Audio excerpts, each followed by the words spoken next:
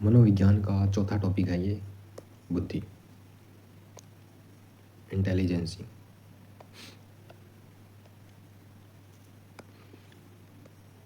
बुद्धि, इंटेलिजेंसी, इससे पहले अपने 3 टॉपिक पढ़ चुके हैं, शैक्षिक मनोविज्ञान, बाल विकास और एक पर्सनैलिटी। उसके बाद है बुद्धि, बुद्धि इंटेलिजेंसी। 1885 में सर्वप्रथम बुद्धि शब्द का प्रयोग इंग्लैंड के फ्रांसिस गाल्टन ने किया था। किसने किया था? 1885 में सर्वप्रथम बुद्धि शब्द का प्रयोग इंग्लैंड के फ्रांसिस गाल्टन ने किया था। 1890 में केटल के पेनेसिल्वेनिया विश्वविद्यालय में मेंटल टेस्ट एंड मेजरमेंट नामक परीक्षण एवं मापन नामक पुस्तक का प्रकाशन किया गया। मेंटल टेस्ट एंड मेजरमेंट कहाँ प्रकाशन हुआ? पेनेसिल्वेनिया विश्वविद्यालय में। किसने किया था? तो केटल ने किया था। किसने? केटल ने किया था। कब? 1890 में। 1890 में ही केटल ने सर्वप्रथम मानसिक परीक्षण शब्द का प्रयोग किया था। अगर पूछ लिया जाए मानसिक, कौन सा मानसिक शब्द का परीक्षण किसने किया था सर्वप्रथम? 1890 में केटल ने किया था। 1890 में केटल ने किया था मानसिक परीक्षण का। 1905 में सबसे पहला बुद्धि परीक्षण तैयार किया गया। कब तैयार किया गया? 1905 में, जिसका नाम था बिने साइमन बुद्धि परीक्षण। जिसका नाम क्या था? बिने साइमन बुद्धि परीक्षण। 1908 में सर्वप्रथम एल्फ्रेड बिने ने मानसिक आयु शब्द का प्रयोग किया। अगर मानसिक आयु शब्द का प्रयोग किसने किया ऐसा पूछा जाए तो एल्फ्रेड बिने ने। सबसे पहला बुद्धि परीक्षण तैयार किया था, उसका नाम था बिने साइमन बुद्धि परीक्षण। और सर्वप्रथम मानसिक परीक्षण शब्द का प्रयोग किसने किया? तो वो केटल था। सर्वप्रथम स्टर्न व कुहलमान के द्वारा बुद्धि लब्धि का सूत्र भी दिया गया। 1912 में स्टर्न व कुहलमान के द्वारा बुद्धि लब्धि का सूत्र दिया गया। MA/CA, मानसिक आयु बटे वास्तविक आयु। क्रोनोलॉजिकल एज ऊपर है, वो है मेंटल एज है शायद, मानसिक का। फिर है IQ। IQ बुद्धि लब्धि शब्द का पहली बार प्रयोग। IQ यानी कि बुद्धि लब्धि। IQ को क्या कहते हैं? बुद्धि लब्धि। तो बुद्धि लब्धि शब्द का पहली बार प्रयोग विलियम स्टर्न ने किया था 1912 में। 1916 में टर्मन के द्वारा बुद्धि लब्धि का संशोधित सूत्र दिया गया, जो सबसे प्रचलित भी है। कौन सा? टर्मन वाला है, वो सबसे ज़्यादा प्रचलित है। MA/CA इंटू 100, मानसिक आयु बटा में वास्तविक आयु इंटू में 100, क्रोनोलॉजिकल एज। मानसिक आयु और उसके नीचे CA, मानसिक आयु बटा में क्रोनोलॉजिकल एज यानी कि वास्तविक आयु इंटू में 100, ये इसका सूत्र था। किसका? टर्मन का था। 1916 में उसने संशोधित किया था परिभाषाएं। किसकी परिभाषा है ये? बुद्धि की परिभाषा। बकिंघम, सीखने की योग्यता ही बुद्धि है। किसने कहा था? बकिंघम ने कहा था सीखने की योग्यता ही क्या है? बुद्धि है। टर्मन, अमूर्त विचारों के बारे में सोचने की योग्यता ही बुद्धि है। अमूर्त विचार जो अपने सीध सामने नहीं है, कल्पना ही है वो केवल, तो उसके उन विचारों के बारे में सोचने की क्षमता ही क्या है? बुद्धि है। ये किसने कहा था? टर्मन ने। बुद्धि पर वंशानुक्रम का प्रभाव पड़ता है। बुद्धि पर वंशानुक्रम का प्रभाव भी पड़ता है। किसने कहा था? टर्मन ने। रोस क्या कहता है? नवीन परिस्थितियों से चेतन अनुकूलन ही बुद्धि है, रोस ने कहा था। और मन क्या कहता है? नवीन परिस्थितियों को झेलने वाली मस्तिष्क की नम्यता या लोचशीलता ही बुद्धि है। किसने कहा था? मन ने कहा था। मन ने सिंपल सी परिभाषा दी कि नवीन परिस्थितियों को झेलने की मस्तिष्क की नम्यता अथवा लोचशीलता ही बुद्धि है। एल्फ्रेड बिने, बुद्धि 4 शब्दों में निहित होती है, ज्ञान, आविष्कार, निर्देश और आलोचना। बुद्धि किन शब्दों में? 4 शब्दों में निहित होती है, ज्ञान, आविष्कार, निर्देश, आलोचना। एल्फ्रेड बिने ने कहा था। उसके बाद है एल्फ्रेड बिने के बाद स्पीयरमैन ने क्या कहा था? बुद्धि तर्क संगत चिंतन है। स्पीयरमैन ने कहा था बुद्धि तर्क संगत चिंतन है। बुद्धि की विशेषताएं हैं, आगे दी गई ये विशेषताएं बुद्धि की विशेषताएं हैं। बुद्धि एक जन्मजात शक्ति है। बुद्धि क्या है? जन्मजात है, हमें जन्म के साथ ही प्राप्त होती है, जन्मजात शक्ति है, योग्यता है। बुद्धि एक विकासशील और परिवर्तनशील योग्यता है। जितनी हमें जन्मजात मिलेगी उतनी ठीक, उसके बाद उसका विकास किया जा सकता है, उसमें परिवर्तन हो सकता है। बुद्धि पर वंशानुक्रम एवं वातावरण दोनों का प्रभाव पड़ता है।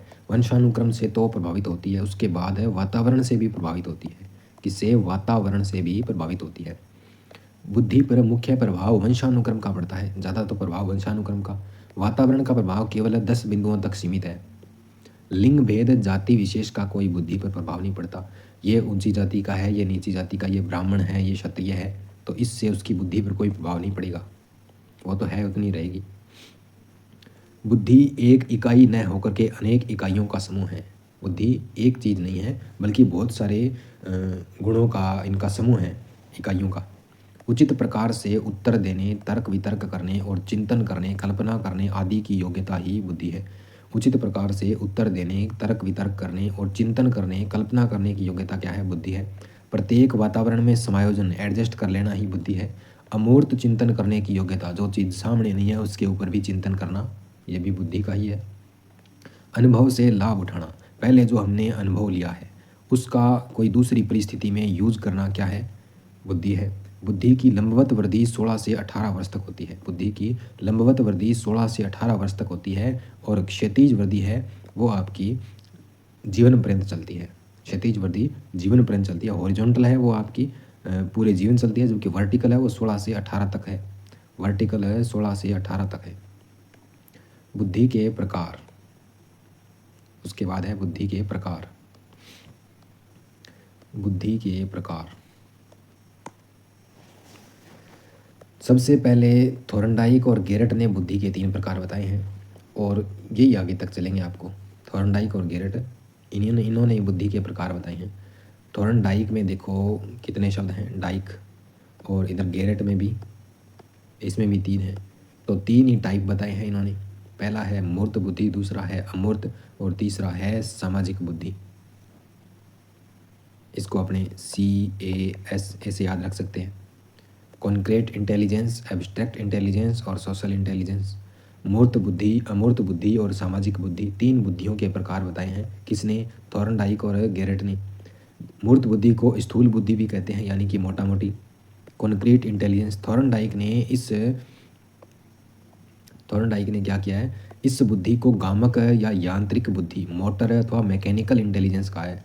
मोटर अथवा मैकेनिकल इंटेलिजेंस का इस बुद्धि का संबंध यंत्र मशीनों से होता है। जैसे कारीगर होता है, इंजीनियर, मिस्त्री, खिलाड़ी, शारीरिक कार्यों में दक्ष व्यक्ति आदि व्यक्ति इस बुद्धि के अंतर्गत आते हैं। मूर्त बुद्धि में कौन से आएंगे? कारीगर, इंजीनियर, जिनका संबंध या तो यंत्रों से होगा और या मशीनों से होगा। उसके बाद है आपकी अमूर्त बुद्धि। अमूर्त बुद्धि या सूक्ष्म बुद्धि कहते हैं, जिसे एब्स्ट्रैक्ट इंटेलिजेंस। इस बुद्धि का संबंध विचारों, प्रतीकों, चिन्हों, गणितीय सूत्रों, पुस्तकीय ज्ञान यानी कि ज्ञानी बाबाओं से होगा। इसे सैद्धांतिक बुद्धि भी कहा जाता है, जैसे वकील, डॉक्टर, शिक्षक, गणितज्ञ, दार्शनिक, चित्रकार, मूर्तिकार, पेंटर, साहित्यकार, ये सब इस बुद्धि के अंतर्गत आते हैं अमूर्त बुद्धि में। और सामाजिक बुद्धि में इस बुद्धि का संबंध सामाजिक अनुकूलनशीलता से होता है। सामाजिक अनुकूलनशीलता से होता है। सोशल इंटेलिजेंस, सामाजिक बुद्धि, सामाजिक अनुकूलनशीलता, जैसे मंत्री, व्यवसायी, कूटनीतिज्ञ, सामाजिक कार्यकर्ता इस बुद्धि के अंतर्गत आते हैं। बुद्धि के सिद्धांतों को मुख्य रूप से 2 भागों में बांटा गया है। बुद्धि के सिद्धांतों को कितने भागों में बांटा गया है? 2 भागों में। पहला है कारकीय सिद्धांत और दूसरा है प्रक्रिया प्रधान सिद्धांत। फैक्टोरियल थ्योरीज और प्रोसेस ओरिएंटेड थ्योरीज, 2 कारक हैं, 2 भागों में बांटा है। एक तो कारकीय और एक है आपका प्रक्रिया प्रधान सिद्धांत। पहले पढ़ेंगे कारकीय सिद्धांत। कारकीय सिद्धांत फैक्टोरियल थ्योरीज कहते हैं जिनको। इनमें एक तत्व सिद्धांत या एकल घटक सिद्धांत, एकल अवयव सिद्धांत, इसके प्रवर्तक कौन है? एल्फ्रेड बिने। एक तत्व, एल्फ्रेड बिने। एक तत्व किससे संबंधित है? एल्फ्रेड बिने। अगर ऐसे पूछ लिया जाए कि एक तत्व सिद्धांत किसने दिया, तो एल्फ्रेड बिने ने दिया था। इस सिद्धांत का समर्थन टर्मन और स्टर्न ने किया था। इस सिद्धांत का समर्थन किसने किया था? टर्मन और स्टर्न ने किया था। इस सिद्धांत के अनुसार बुद्धि में केवल एक ही तत्व होता है जिसकी प्रधानता होती है और उसका नाम है सामान्य तत्व। कौन सा है वो तत्व? वो है जी। यह सिद्धांत मान्य नहीं हुआ क्योंकि इस सिद्धांत को निरंकुशवादी सिद्धांत के नाम से जाना जाता है। एक तत्व होगा तो वो निरंकुश होगा, दूसरे तत्वों को आने नहीं देगा, तो वो निरंकुशवादी है, ये कुछ काम का नहीं है। एल्फ्रेड बिने ने दिया था और एक तत्व सिद्धांत दिया था, इतना याद रखना इसमें। फिर द्वितत्व सिद्धांत है, वो है 2 फैक्टर थ्योरी। द्वितत्व, 2 को अपने क्या बोलते हैं? जैसे 2 को जोड़ते हैं तो उसे बोलते हैं, जैसे पैर, ब्लूटूथ पेयर करते हैं वैसे पैर का अर्थ हो गया जोड़ा, और जोड़े में होंगे आपके 2 तत्व सिद्धांत। स्पीयरमैन, पियर से पेयर और पेयर कितनों का होता है? 2 का। तो द्वितत्व स्पीयरमैन 1904 में दिया था। इस सिद्धांत के अनुसार बुद्धि में 2 तत्व होते हैं, द्वितत्व। एक तो सामान्य होता है और एक विशिष्ट तत्व होता है। द्वितत्व, सामान्य और एक विशिष्ट। विशिष्ट स्पेसिफिक फैक्टर और सामान्य तत्व होता है जनरल फैक्टर। सामान्य तत्व, यह तत्व जन्मजात होता है, सभी में पाया जाता है, सभी व्यक्तियों में पाया जाता है। यह तत्व स्थिर होता है, जितना है उतना ही रहेगा। यह तत्व जिस व्यक्ति में अधिक होता है वह दूसरों की अपेक्षा जीवन में अधिक सफल रहता है, और यह तत्व जीवन में प्राय सभी कार्यों के लिए आवश्यक है। उसके बाद है आपका विशिष्ट तत्व या विशेष तत्व। यह तत्व क्या होता है? अर्जित होता है। विशेष तत्व अर्जित होता है, बाद में अर्जित करते हैं अपने तत्व। भिन्न भिन्न व्यक्तियों में भिन्न भिन्न अर्थात कम या अधिक मात्रा में पाया जाता है, और ये परिवर्तनशील होता है। व्यक्ति में जिस विशिष्ट तत्व की अधिकता होती है व्यक्ति उस क्षेत्र में निपुण होता है। भिन्न भिन्न परिस्थितियों में विभिन्न प्रकार के विशिष्ट तत्व होते हैं। विभिन्न प्रकार के विशिष्ट तत्व होते हैं।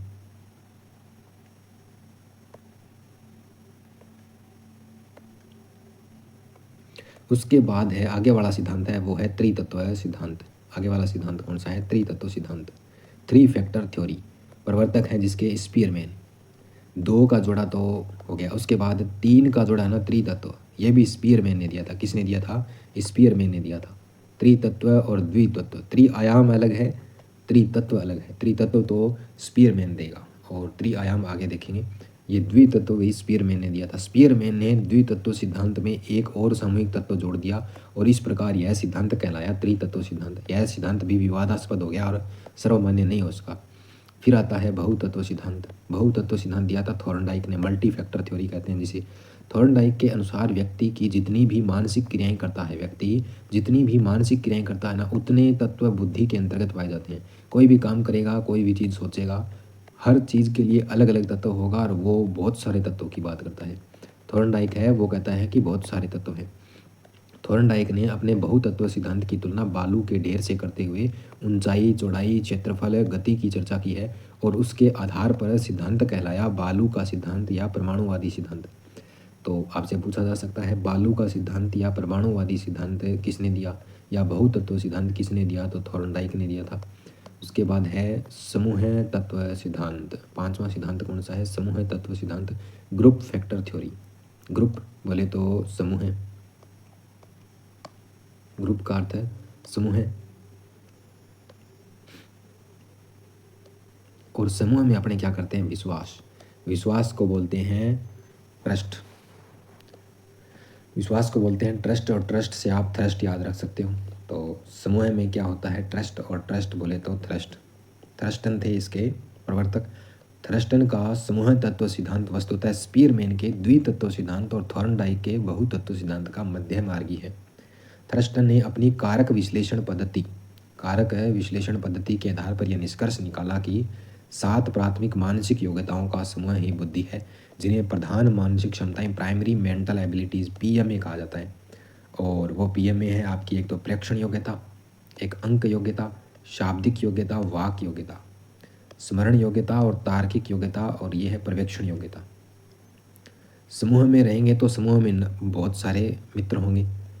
बहुत सारे मित्र होंगे तो उनके नाम पूरे याद अपने रख नहीं सकते, तो ऐसे याद रखेंगे SNV, W को किया उल्टा M, और फिर R और P। कितने तत्व हो गए? 3 और 3 6 और 1 7 हो गए ना। S से होगा आपका स्पाइटल एबिलिटी, N से नंबर एबिलिटी, V से वर्बल एबिलिटी, W से वर्ड एबिलिटी, और M से मेमोरी एबिलिटी, और R से रीजनिंग एबिलिटी, और P से परसेप्चुअल एबिलिटी। ये 7 तत्व हैं समूह तत्व सिद्धांत के। समूह में 7 हैं। समूह में कितने हैं? 7 हैं। समूह में क्या होता है? ट्रस्ट होता है।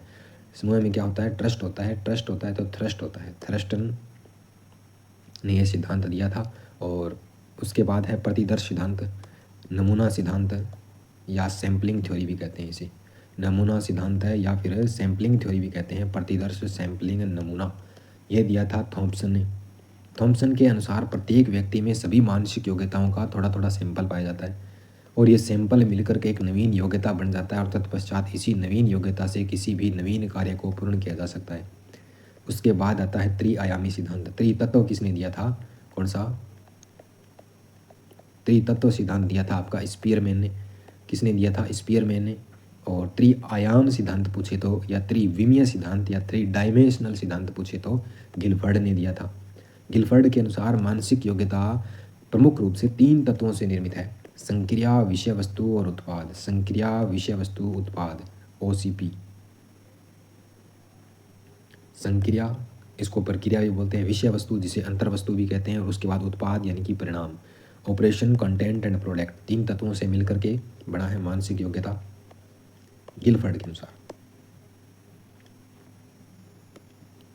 संक्रिया, सबसे पहले आते हैं संक्रिया। संक्रिया में क्या होंगे 6, फिर विषय वस्तु इसमें होंगे 5 और उत्पाद में फिर 6। ये कोषों की संख्या है 6, 5, 6 वर्तमान में इनकी। संक्रिया, प्रक्रिया या ऑपरेशन, सामान्य समस्या समाधान के लिए व्यक्ति जिस मानसिक प्रक्रिया से गुजरता है उसे संक्रिया कहते हैं। कोई भी समस्या हुई, कोई भी प्रॉब्लम हुई, उसके लिए समाधान करेंगे ना, तो जिस मानसिक प्रक्रिया से गुजरेंगे अपने बीच में उसको संक्रिया बोलते हैं, उसे ऑपरेशन बोलते हैं। फिर समस्या समाधान के लिए जिस सामग्री की आवश्यकता होगी ना, जैसे ये समस्या और ये समाधान है, इन दोनों के बीच में जो भी हमें सामग्री की आवश्यकता पड़ेगी तो उसको विषय वस्तु, अंतर वस्तु या कंटेंट बोलेंगे। और फिर उत्पाद अथवा परिणाम, समस्या समाधान के लिए जिस रूप में सूचनाएं होती है उसे उत्पाद कहते हैं। गिलफर्ड ने 1967 में डिब्बे के आकार का एक मॉडल दिया था और उसका नाम क्या था, बुद्धि संरचना मॉडल। नाम क्या था, बुद्धि संरचना मॉडल। इस मॉडल में उन्होंने 5x6x6 के 120 कोष बनाए। क्या बनाए, 120 कोष बनाए। और इनके बाद प्रथम संशोधन के उपरांत कोषों की संख्या 150 हो गई और वर्तमान में कोषों की संख्या 6x5x6 180 है। वर्तमान में कितनी है, 180 है। मानसिक बुद्धि, ये उनका मॉडल है, ये उनका मॉडल है मानसिक बुद्धि का। उसमें संक्रिया या प्रक्रिया, फिर विषय वस्तु, उसका कंटेंट और उत्पाद यानी कि प्रोडक्टिविटी या प्रोडक्ट। इस संक्रिया में 6 दिए थे, विषय वस्तु में कितने, 5 कोष और उत्पाद में फिर वापस 6। संक्रिया को ऐसे याद रख लेना 6, फिर बीच में 5 और लास्ट में उत्पाद या प्रोडक्ट है वो 6। तो 6 पूरे करने हैं ना यहाँ पर, इसमें संक्रिया में 6 पूरे करने हैं। संज्ञान, स्मृति, अभिसारी चिंतन, अपसारी चिंतन और मूल्यांकन कितने हुए, 5 हैं। 5 में इन्होंने क्या किया, स्मृति को डिलीट किया और उसकी जगह स्मृति कूट लेखन और स्मृति संग्रहण कर दिया। अब गिनिए आप, संज्ञान, स्मृति, कूट लेखन, स्मृति संग्रहण, अभिसारी चिंतन, अपसारी चिंतन और मूल्यांकन, 6 हो गए इसमें। फिर विषय वस्तु में आकृतिक, सांकेतिक, शाब्दिक और व्यवहारिक 4 थे। इन्होंने क्या किया, आकृतिक को किया डिलीट और दृश्य, श्रव्य, सांकेतिक, शाब्दिक और व्यवहारिक 5 बना दिए। और इसमें 6 पहले से ही थे, इकाई, वर्ग, संबंध, प्रणाली, परिवर्तन और निहितार्थ, ये 6 थे। ये इनके कोष हैं।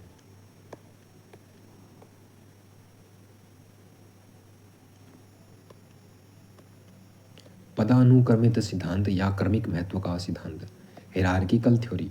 इसके प्रवर्तक हैं बर्ट एवं वर्नन। बर्ट एवं वर्नन है हिरार्किकल थ्योरी के प्रवर्तक। कौन है, बर्ट एवं वर्नन। बर्ट एवं वर्नन ने मानसिक योग्यताओं को क्रमिक महत्व प्रदान किया है। किसने, बर्ट एवं वर्नन ने मानसिक योग्यताओं को क्या है, क्रमिक महत्व प्रदान किया है। इन्होंने स्पीयरमैन की सामान्य मानसिक योग्यता को सर्वोच्च स्थान दिया, यानी कि किसको, जी को सर्वोच्च स्थान दिया है। फिर सामान्य मानसिक योग्यता को 2 खंडों में बांटा है। इस जी को 2 भागों में बांटेंगे जिन्हें वेद और केएम नाम दिया है। वेद और केएम 2 नाम दिए हैं। वेद का संबंध मौखिक वर्बल योग्यता, संख्या संबंधित योग्यता और शैक्षणिक योग्यता से होता है, जबकि केएम का संबंध है वो प्रयोगात्मक, यांत्रिक और स्थान संबंधित शारीरिक योग्यताओं से होता है। वेद तथा केएम नामक इन 2 मुख्य समूह कारकों को लघु, माइनर फैक्टर्स कारकों में विभाजित किया जाता है और फिर इन लघु कारकों को विशिष्ट मानसिक योग्यताओं से जुड़े विभिन्न विशिष्ट कारकों में विभाजित किया जाता है, स्पेसिफिक फैक्टर में। यह डायग्राम है इसका। इस स्पीयरमैन का जी आ गया, जी तो क्या आ गया, ऊपर वाली पट्टी आ गई, जी आ गया। उसके बाद जी को इन्होंने 2 भागों में बांटा, केएम और वेद। और वेद में इन्होंने शाब्दिक और संख्या इन चीज़ों को शामिल किया और केएम में यांत्रिक सूचनाएं, स्थानिक और हस्तचालित इनको शामिल किया और फिर इनको आगे विशिष्ट कारकों में बांट दिया सबको। मुख्य समूह कारक है वो ये वेद और केएम है। लघु समूह कारक हैं तो उसमें आपके शाब्दिक, संख्या, यांत्रिक, स्थानिक, हस्तचालित ये हो गया। उसके बाद विशिष्ट कारक हैं, स्पेसिफिक फैक्टर हैं। उसके बाद आता है केटल एवं हॉर्न का बुद्धि का सिद्धांत। केटल एवं हॉर्न का बुद्धि का सिद्धांत। पशुओं में क्या होती है, बुद्धि नहीं होती है। चलो एक ट्रिक बनाते हैं अपने, ये लिखा ही नहीं जा रहा, बुद्धि नहीं होती पशुओं में। आप कितने हॉर्न बजा लो, क्या बजा लो, हॉर्न बजा लो। तो केटल और हॉर्न, केटल किसको बोलते हैं, पशु को केटल बोलते हैं, और पशुओं के लिए कितने हॉर्न बजा लो। केटल एवं हॉर्न ने बुद्धि का सिद्धांत दिया है, केटल एवं हॉर्न का सिद्धांत। केटल एवं हॉर्न जिसके प्रवर्तक हैं स्पीयरमैन की मानसिक योग्यताओं को दो भागों में बांटा है, GF और GC। ये आपका सामान्य मानसिक योग्यता, उसको इन्होंने एक तो तरल बुद्धि और एक ठोस बुद्धि दो में बांटा है। एक तो फ्लूइड इंटेलिजेंस और एक क्रिस्टलाइज्ड इंटेलिजेंस। क्रिस्टलाइज्ड है उसको GC कहा है इन्होंने, और तरल बुद्धि फ्लूइड इंटेलिजेंस है उसे GF कहा है। तरल बुद्धि को GF और ठोस बुद्धि को GC। तरल बुद्धि होती है GF में और ठोस बुद्धि होती है GC में। क्रिस्टलाइज्ड तरल बुद्धि होती है वो आपकी जन्मजात होती है, हमें यानी कि पीछे से प्राप्त होती है, तरल है वो। ठोस बुद्धि है वो अर्जित करते हैं, अपनी ठोस बुद्धि अर्जित करते हैं। वर्णन का सिद्धांत, किसका सिद्धांत, वर्णन का सिद्धांत। इसके बाद है वर्णन थ्योरी। वर्णन ने बुद्धि के 3 संप्रदाय बताए हैं। वर्णन शब्द में कितने हैं, 3 अक्षर हैं, तो वर्णन, वर्णन का वर्णन 3। वर्णन में 3 अर्थ बताए हैं इन्होंने बुद्धि संप्रदाय के। एक तो जननिक क्षमता के रूप में A, B और C कहेगा इसको कौन, हेंज कहेगा। A, B और C हैब है वो कहेगा इसको। जननिक क्षमता के रूप में इसे जीनोटाइपिक कहा जाता है। प्रेक्षित व्यवहार के रूप में इसे फेनोटाइपिक कहा जाता है। परीक्षण प्राप्तांक के रूप में इसे C बोलेंगे, इसको B बोलेंगे, इसको A बोलेंगे।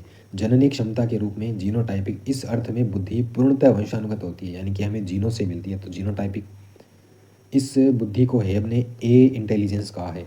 फिर आता है प्रेक्षित व्यवहार के रूप में बुद्धि फेनोटाइपिक। इस अर्थ में बुद्धि व्यक्ति के जीन्स व वातावरण की अंतःक्रिया, एक तो जीन्स से और एक वातावरण की अंतःक्रिया से मिलकर के बनती है। प्रेक्षित व्यवहार के रूप में फेनोटाइपिक। हेब ने इस बुद्धि को B इंटेलिजेंस कहा है। फिर आता है परीक्षण प्राप्तांक के रूप में बुद्धि। इस अर्थ में बुद्धि वही है जो बुद्धि परीक्षण मापता है, बुद्धि परीक्षण मापता है। जैसा बुद्धि परीक्षण के मापन से मापा है वो इस टाइप C में आती है, और ये हेब ने इसको टाइप C कहा है। फिर हेब है वो दूसरों के सिद्धांतों में तो वो 3 बताता हुआ घूम रहा है, खुद वाले सिद्धांत में क्या करेगा, वो 2 ही बताएगा, A और B 2 ही बताएगा। खुद के सिद्धांत में क्या बताएगा, एक तो A और एक B 2 ही बताएगा। इनको कै और ख सिद्धांत भी बोलते हैं और ए और बै सिद्धांत भी बोलते हैं, और 2 ही बताए हैं, और 2 ही अक्षर का इसका नाम है हेब। फिर 12 नंबर का है केरोल का त्रिस्तरीय model, Carroll's 3 stratum model. John B Carroll ने मानसिक कौशल के 3 स्तर बतलाए हैं। केरोल ने कितने, 3। केरोल का त्रिस्तरीय मॉडल, त्रिस्तरीय से ही पता चल रहा है कि 3 है। सामान्य, विस्तृत और संकीर्ण। सामान्य, विस्तृत और संकीर्ण 3 मॉडल बताए हैं। बहुबुद्धि सिद्धांत, बहुबुद्धि सिद्धांत मल्टी इंटेलिजेंस थ्योरी किसने दी है, हार्वर्ड गार्डनर ने दी है। हार्वर्ड गार्डनर ने दी है। हार्वर्ड गार्डनर ने अपनी पुस्तक frames of mind the theory of multiple intelligence के अंतर्गत कहा है कि बुद्धि का स्वरूप एकांकी न होकर के बहुकारकीय होता है। इन्होंने बुद्धि के 7 मूल प्रकार बताए हैं। बाद में 1998 में अपनी पुस्तक इंटेलिजेंस रिफ्रामेड के अंतर्गत 8वां प्रकार और 2000 में सन 9वां प्रकार बताया है। तो सबसे पहले तो 7 बताए हैं, उसके बाद 8वां और 9वां। 8वां तो बताया है 1998 में, 8वां 98 में और 2000 में 9वां। ये वर्तमान समय के 9 प्रकार बताए गए हैं। बुद्धि और निष्पादन की संभावनाएं, यानी कि ऐसी बुद्धि वाला क्या बनेगा, ये चीज़ें इसमें। ये 1998 में, ये 1998 में प्रकृतिवादी, और ये सन 2000 में, कौन से में, 2000 में था ना, 2000 में 9वां, 2000 में 9वां अस्तित्ववादी बुद्धि ये जोड़ा था। ये दोनों बाद में जोड़े गए हैं और इससे पहले वाले पुराने हैं। भाषाई बुद्धि, पहली बुद्धि कौन सी है, भाषाई बुद्धि।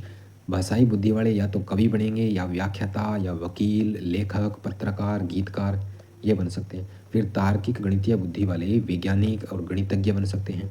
संगीतात्मक बुद्धि वाले संगीतकार या वायलिन ऑर्गन प्लेयर होते हैं, या अन्य वाद्य यंत्रों को बजाने वाले, ढोलक तबला जो भी हो।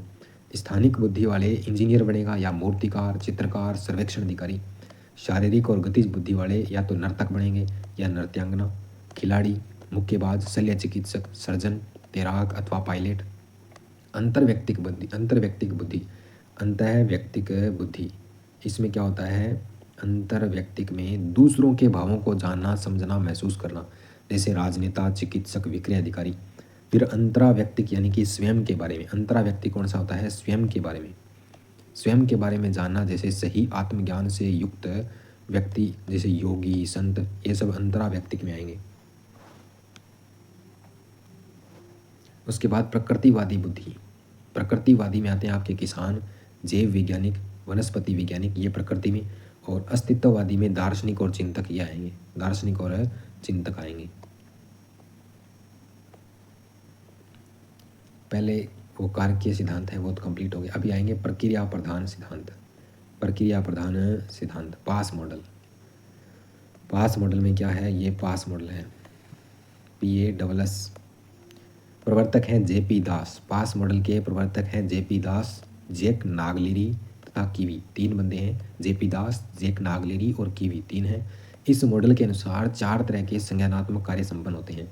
इस मॉडल के अनुसार 4 तरह के संज्ञानात्मक कार्य संपन्न होते हैं, जिन्हें पास नाम दिया है। P का मतलब प्लानिंग यानी कि योजना करना, A का मतलब अटेंशन, अवधान, अटेंशन बोले तो ध्यान केंद्रित करवाना, अवधान या उत्तेजना।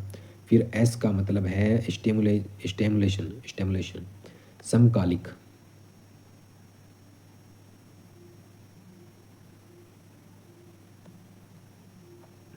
समकालिक। फिर S का मतलब है सक्सेसिव, अनुक्रमिक, following the immediately one after the order. ये S का मतलब है सक्सेसिव यानी कि अनुक्रमिक, इतना याद रखना है। और ये स्टिमुलेशन का अर्थ है समकालिक, और अटेंशन का अर्थ है ओरोसोल, अवधान या उत्तेजना, प्लानिंग का अर्थ है योजना। ये पास मॉडल था। दूसरा सिद्धांत है वो है सूचना प्रक्रमण का सिद्धांत। दूसरा सिद्धांत कौन सा है, सूचना प्रक्रमण का सिद्धांत, त्रितत्व सिद्धांत या त्रिचापीय सिद्धांत कहते हैं इसको। इंफॉर्मेशन प्रोसेसिंग थ्योरी, या ये तो नाम ही नहीं आएगा ऐसा तो। इस सिद्धांत का प्रतिपादन स्टर्नबर्ग ने 1985 में अपनी प्रसिद्ध पुस्तक बियॉन्ड IQ में किया था, बियॉन्ड IQ में किया था। इस सिद्धांत के अनुसार मूल रूप से बुद्धि 3 प्रकार की होती है। कौन से सिद्धांत के अनुसार, सूचना प्रक्रमण सिद्धांत या त्रितंत्र या त्रिचापीय सिद्धांत है या इंफॉर्मेशन प्रोसेसिंग थ्योरी है, उसके अनुसार मूल रूप से 3 प्रकार की होती है बुद्धि। एक तो घटकीय, एक अनुभवजन्य और घटकीय, अनुभवजन्य और एक संदर्भात्मक। घटकीय या विश्लेषणात्मक बुद्धि, इसमें समस्या समाधान के लिए सूचनाओं का विश्लेषण किया जाता है। अनुभवजन्य सृजनात्मक बुद्धि है, इसमें समस्या समाधान करने के लिए पूर्व अनुभवों का सृजनात्मक रूप से उपयोग किया जाता है। उसके बाद संदर्भात्मक या व्यवहारिक बुद्धि, प्रैक्टिकल या कॉन्सेप्चुअल बुद्धि, इंटेलिजेंस, इसमें दिन प्रतिदिन व्यवहार में आने वाली समस्याओं का समाधान किया जाता है, वो संदर्भात्मक है। अनुभवजन्य में क्या होता है, पूर्व अनुभवों का सृजनात्मक रूप से उपयोग किया जाता है समस्या समाधान में। और घटकीय में क्या है, समस्या समाधान के लिए सूचनाओं का विश्लेषण किया जाता है। स्टर्नबर्ग ने संज्ञानात्मक प्रक्रिया के 3 घटक बताए हैं। स्टर्नबर्ग ने संज्ञानात्मक प्रक्रिया के 3 घटक बताए हैं। मेटा घटक सबसे पहले बताया है, मेटा घटक। इसका तात्पर्य उच्च स्तरीय प्रक्रियाओं से होता है, जैसे समस्या का समाधान करना, ये मेटा घटक है, उच्च स्तरीय प्रक्रियाएं होती है इसमें।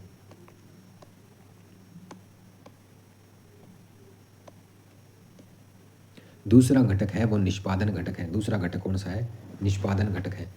निष्पादन घटक, इसका तात्पर्य उन वास्तविक मानसिक प्रक्रियाओं से होता है जिनके माध्यम से किसी कार्य को संपन्न करते हैं। तीसरा है वो ज्ञान संग्रह घटक है, इसका तात्पर्य उन प्रक्रियाओं से होता है जिसके द्वारा व्यक्ति नई सूचनाएं सीख पाता है।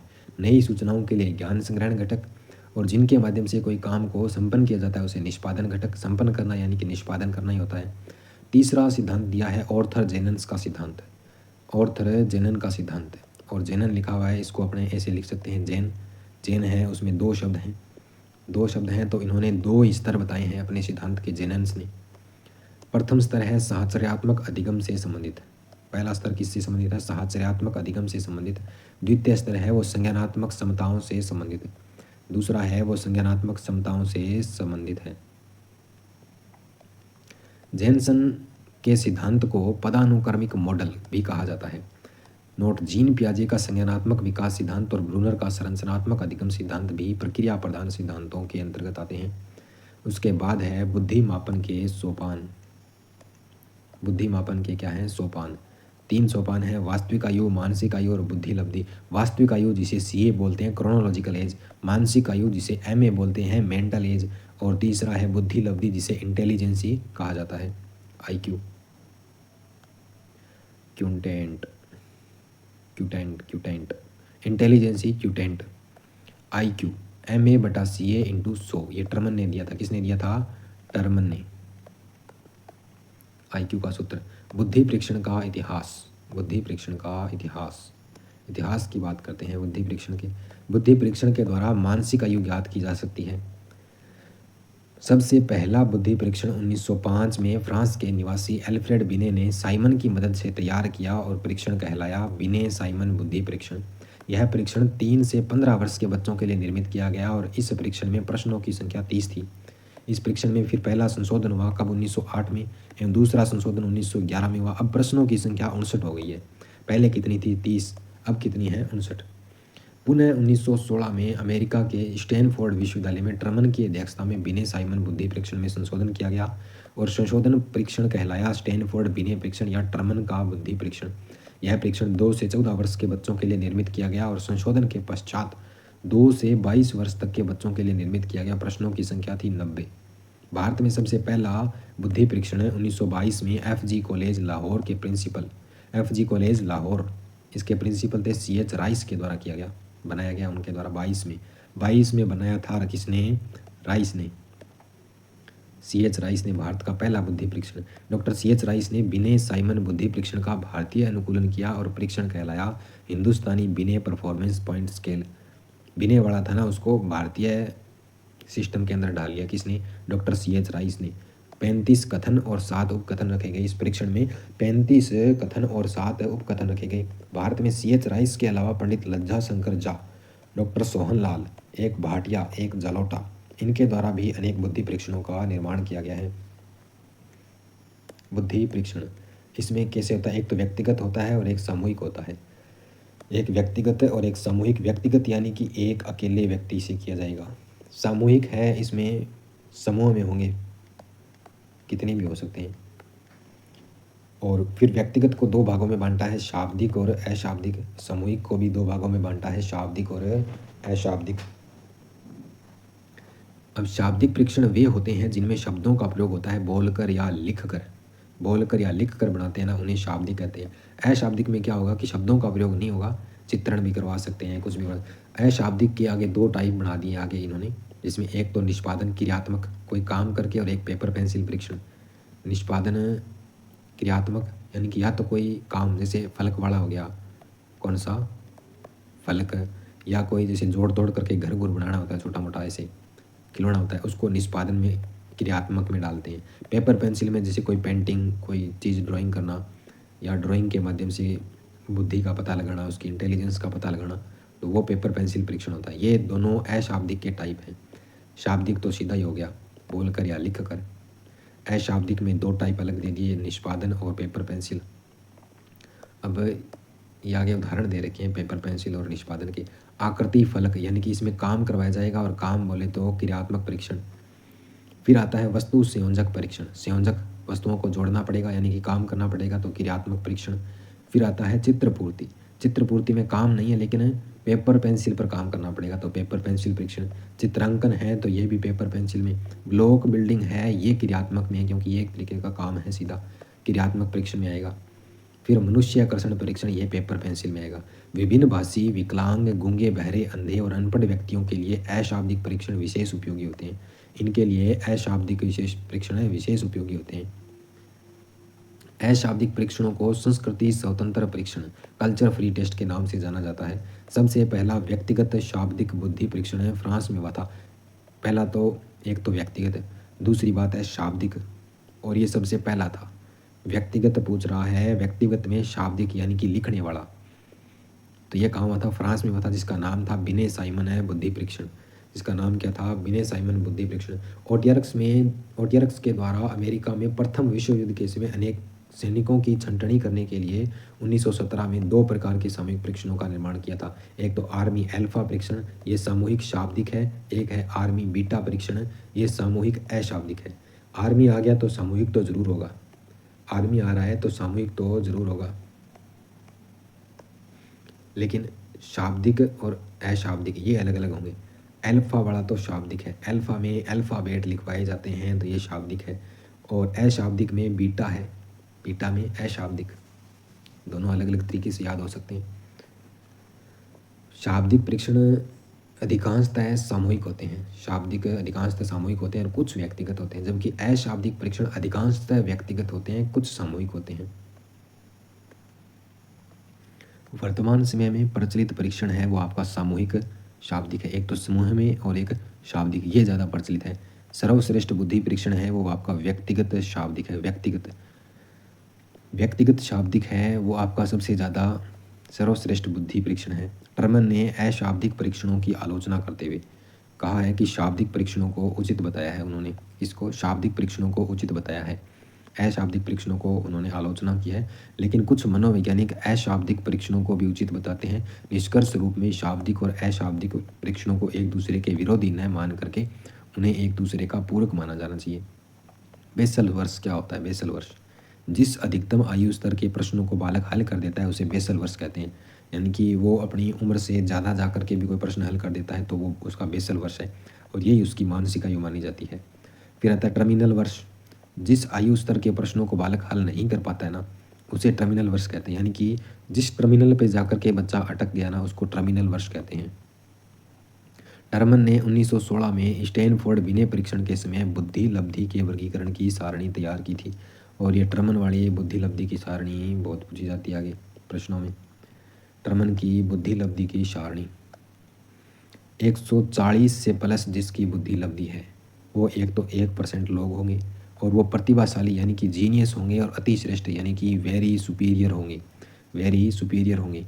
120 से 139 ये 5% लोग होते हैं, और प्रखर बुद्धि श्रेष्ठ सुपीरियर होते हैं ये।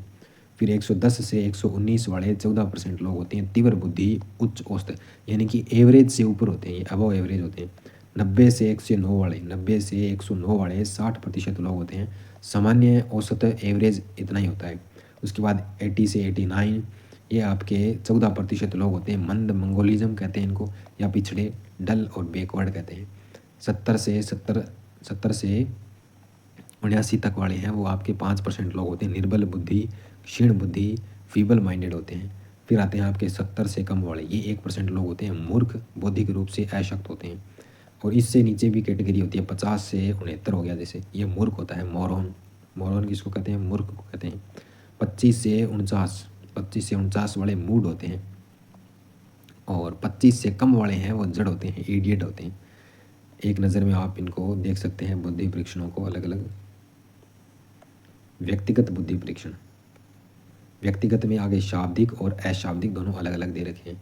व्यक्तिगत में बिने साइमन बुद्धि परीक्षण ये शाब्दिक में आएगा, एक स्टैनफोर्ड बिने परीक्षण, टर्मन मेरिर आवर्ती परीक्षण और बर्ट तर्क शक्ति परीक्षण, और भारत में हिंदुस्तानी बिने परफॉर्मेंस पॉइंट स्केल, बिने परफॉर्मेंस पॉइंट स्केल 5 से 16 वर्ष के बालकों के लिए। तो ये सारे शाब्दिक व्यक्तिगत में आएंगे, लेकिन अशाब्दिक क्रियात्मक में कौन से आएंगे? सेगोइन फार्म बोर्ड परीक्षण, पोर्टियस भूल भुलैया परीक्षण, Goodenough draw man test, Merrill Palmer block building परीक्षण, गोडार्ड सेंगविन आकृति फलक परीक्षण। भारत में भाटिया क्रियात्मक परीक्षण है वो 11 से 16 वर्ष के बच्चों के लिए उपयोगी है। एक Chandramohan Bhatia performance test battery के 5 परीक्षण हैं, उनके 5 परीक्षणों के नाम: block design test, Alexander pass along परीक्षण, पैटर्न ड्राइंग टेस्ट, अंकों से संबंधित चित्र रचना परीक्षण। ये सारा सब मैटर ये रटने वाला है, याद वगैरह तो कुछ रहता नहीं इसमें, समझने वाली कोई चीज़ है नहीं, तो इनको रटना ही पड़ेगा। सामूहिक बुद्धि परीक्षण है, सामूहिक बुद्धि परीक्षण में एक तो शाब्दिक और अशाब्दिक 2 पार्ट की हैं। अपने सामूहिक बुद्धि परीक्षण में कहा था ना कि आर्मी को शामिल करेंगे, आर्मी में आर्मी वाले दोनों इसमें आएंगे। आर्मी अल्फ़ा यानी कि अल्फ़ाबेट यानी कि शब्द, तो आर्मी अल्फ़ा इसमें आ जाएगा, बीटा आपका अशाब्दिक में आ जाएगा। उसके बाद सेना का सामान्य वर्गीकरण है वो शाब्दिक में आएगा, सेना का सामान्य शाब्दिक में। टर्मन मानसिक योग्यता समूह परीक्षण ये भी शाब्दिक में। भारत में डॉक्टर सोनलाल बुद्धि परीक्षण भारत में उत्तर प्रदेश की मनोविज्ञान शाला में 11 वर्ष, 13 वर्ष, 14, 15 और वयस्कों के लिए भी बुद्धि परीक्षण बनाए गए हैं। लज्जा शंकर झा कृत सामूहिक परीक्षण 10 से 18 वर्ष के बालकों के लिए और डॉक्टर एस जलोटा कृत साधारण मानसिक योग्यता परीक्षण ये 13 से 16 वर्ष के बालकों के लिए। ये शाब्दिक थे और अशाब्दिक में आर्मी बीटा, शिकागो, पिगन, कैटल कल्चर, फ्री टेस्ट और रेवेने प्रोग्रेसिव मैट्रिसेज ये अशाब्दिक में थे। फिर साधारण मानसिक योग्यता, उसके बाद मिश्रित परीक्षण है। भाई मिश्रित परीक्षण में वेशलर वेलेव्यू बुद्धि परीक्षण 1939 में इस परीक्षण में शाब्दिक और अशाब्दिक दोनों विशेषताएं विद्यमान हैं। 1939 में ये बनाया गया और इसमें शाब्दिक और अशाब्दिक दोनों विशेषताएं विद्यमान है। यह परीक्षण 2 रूपों में निर्मित किया गया है, एक तो WISC और एक WAIS। ये 5 से 15 वर्ष के बालकों के लिए है। Wechsler intelligence scale for children WISC का पूरा नाम, और WAIS का पूरा नाम वेशलर एडल्ट इंटेलिजेंस स्केल। ये 16 से 64 वर्ष के बालकों के लिए। बालक तो क्या होते हैं, 16 से 64 वर्ष के व्यक्तियों के लिए। भारत में पहला मिश्रित परीक्षण PN मेहरोत्रा ने 1975 में बनाया था। मिश्रित परीक्षण 11 से 17 वर्ष के बालकों के लिए। बुद्धि परीक्षणों की उपयोगिता, विद्यार्थियों का वर्गीकरण करने में सहायक है बुद्धि परीक्षण। और बुद्धि परीक्षण से क्या है, अधिगम प्रक्रिया है वो बेहतर बनती है। व्यावसायिक कार्यक्रम में विद्यार्थियों का चयन करने में सहायक है। आकांक्षा स्तर को निर्धारित करने में सहायक है और निर्देशन हेतु सहायक है बुद्धि परीक्षण। और व्यवहार संबंधित कठिनाइयों का पता लगाने में भी सहायक है। संवेगात्मक बुद्धि, इसके बाद है संवेगात्मक बुद्धि। इमोशनल इंटेलिजेंस, संवेग को क्या कहते हैं, अपने इमोशन कहते हैं। और इमोशन है वो लैटिन भाषा की इमोवेयर से बना है। इमोवेयर का अर्थ क्या होता है, उत्तेजित करना, हलचल मचाना, उथल पुथल करना अथवा क्रांति उत्पन्न करना, यह उसका अर्थ होता है। परिभाषाएं हैं संवेगात्मक बुद्धि की। क्रो एंड क्रो के अनुसार संवेगात्मक बुद्धि की नहीं है, संवेग की है। ये संवेग की, संवेग वह भावात्मक अनुभूति है जो व्यक्ति की मानसिक और शारीरिक उत्तेजनापूर्ण अवस्था तथा सामान्यीकृत आंतरिक समायोजन के साथ जुड़ी हुई और जिसकी अभिव्यक्ति व्यक्ति द्वारा प्रदर्शित बाह्य व्यवहार द्वारा होती है, उसे संवेग कहते हैं। ऑर्थर टी जर्सिल्ड के अनुसार संवेग शब्द किसी भी प्रकार के आवेश में आने, भड़क उठने अथवा उत्तेजित होने की दशा को सूचित करता है। संवेगों की विशेषताएं क्या क्या है, ये संवेगों की विशेषताएं हैं। संवेग व्यक्ति की उत्तेजित दशा को प्रदर्शित करते हैं, सही बात है। संवेग जन्मजात होते हैं। सभी संवेगों का विकास एक साथ न होकर के धीरे धीरे होता है। सभी संवेग एक साथ नहीं होते, धीरे धीरे विकसित होते हैं। वॉटसन के अनुसार नवजात शिशु में 3 संवेग पाए जाते हैं, भय, क्रोध और स्नेह। ये वॉटसन की बात है। फिर ब्रिजेश है, ब्रिजेश एक है।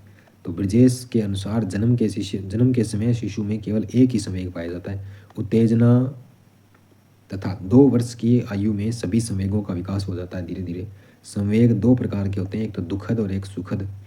सभी व्यक्तियों में संवेगात्मक मात्रा समान नहीं होती, सभी में अलग अलग होती है। संवेगों का प्रभाव व्यक्ति की क्रियाशीलता पर पड़ता है, या तो वो एक्टिव हो जाएगा या फिर डिएक्टिव हो जाएगा। संवेगों से शारीरिक परिवर्तन प्रकट होते हैं।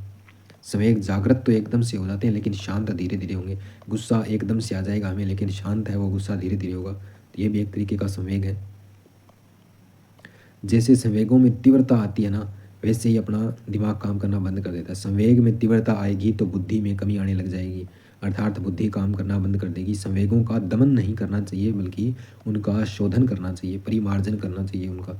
संवेगात्मक बुद्धि, संवेगात्मक बुद्धि शब्द का सर्वप्रथम प्रयोग 1900 में 2 अमेरिकन प्रोफेसर थे, जॉन मेयर और पीटर सेलो और जॉन मेयर 2 व्यक्ति थे अमेरिका में, उन्होंने किया था 1990 में।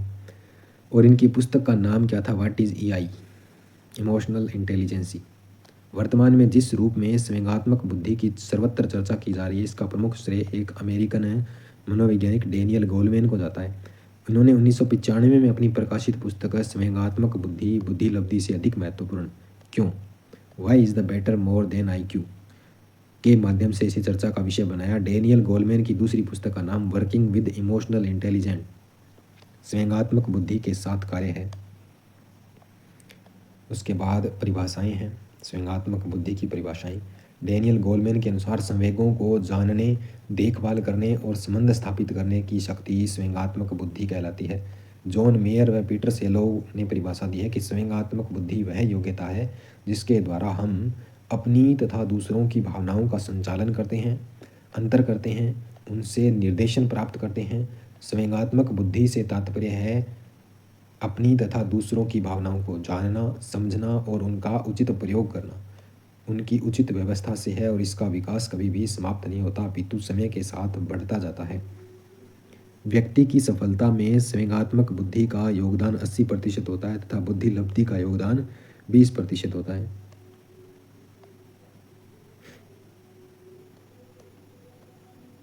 किसमें कितनी संवेगात्मक बुद्धि है, इस स्तर की जांच करने के लिए जिस इकाई विशेष का प्रयोग किया जाता है उसे EQ संवेगात्मक लब्धि के नाम से जाना जाता है। और संवेगात्मक बुद्धि का सूत्र है भावनात्मक स्थिरता बटे मानसिक आयु इंटू में 100। ये संवेगात्मक बुद्धि का सूत्र है। डेनियल गोलमैन के अनुसार संवेगात्मक बुद्धि के 5 घटक कौन कौन से? एक तो आत्म जागरूकता, एक आत्म प्रबंधन, आत्म अभिप्रेरणा, परानुभूति, समानुभूति, तदानुभूति और एक है सामाजिक कौशल। ये 5 घटक हैं उसके। संवेगात्मक बुद्धि के तत्वों को मूल रूप से 2 भागों में बांटा गया है। कितने भागों में? संवेगात्मक बुद्धि के तत्वों को मूल रूप से 2 भागों में बांटा गया है। एक तो अंतर्व्यक्तिक इंटरपर्सनल और एक इंट्रापर्सनल अंतराव्यक्तिक। एक तो अंतर्व्यक्तिक इंटरपर्सनल और एक अंतराव्यक्तिक इंट्रापर्सनल इंटेलिजेंस। संवेगात्मक बुद्धि के मॉडल एबिलिटी मॉडल योग्यता आधारित है प्रतिमान। इसके प्रवर्तक हैं जॉन मेयर और पीटर सेलोवे। इस मॉडल के अंतर्गत दूसरों के संवेगों को जानना, उनका प्रत्यक्षीकरण करना और समझना योग्यता आधारित प्रतिमान है ये। उनका उचित प्रयोग और उचित व्यवस्था करना, ये बातें शामिल हैं। तीसरा है ट्राइट मॉडल।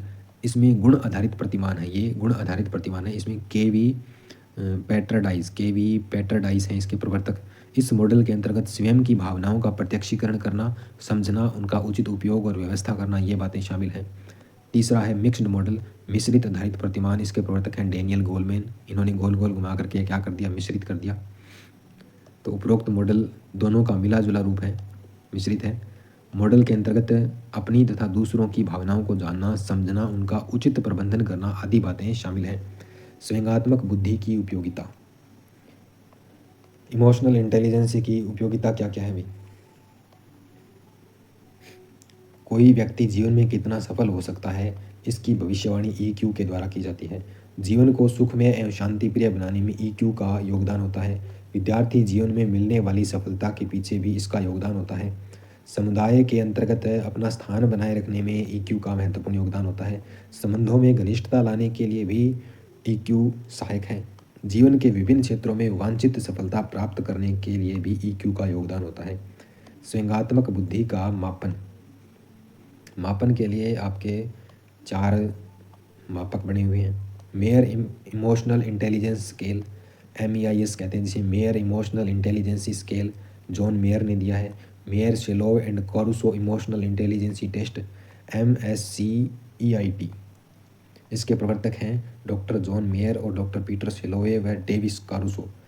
तीसरा है Bar On emotional quotient inventory EPQ। प्रवर्तक हैं राय, बेन और ऑन। चौथा है मंगल संवेगात्मक बुद्धि मापनी। इसके प्रवर्तक हैं डॉक्टर LK मंगल। ये आपका बुद्धि टॉपिक कंप्लीट हुआ है और इस वीडियो के माध्यम से आप 5 सब्सक्राइबर का टारगेट ले लीजिए। 5 जने कोई भी हो वो सब्सक्राइब ज़रूर करना। जल्दी से जल्दी 1000 कंप्लीट करवाइए। उसके बाद आपको और पुस्तकें हैं वो भी आपको इसके ऊपर देखने को मिलेगी। Thank you.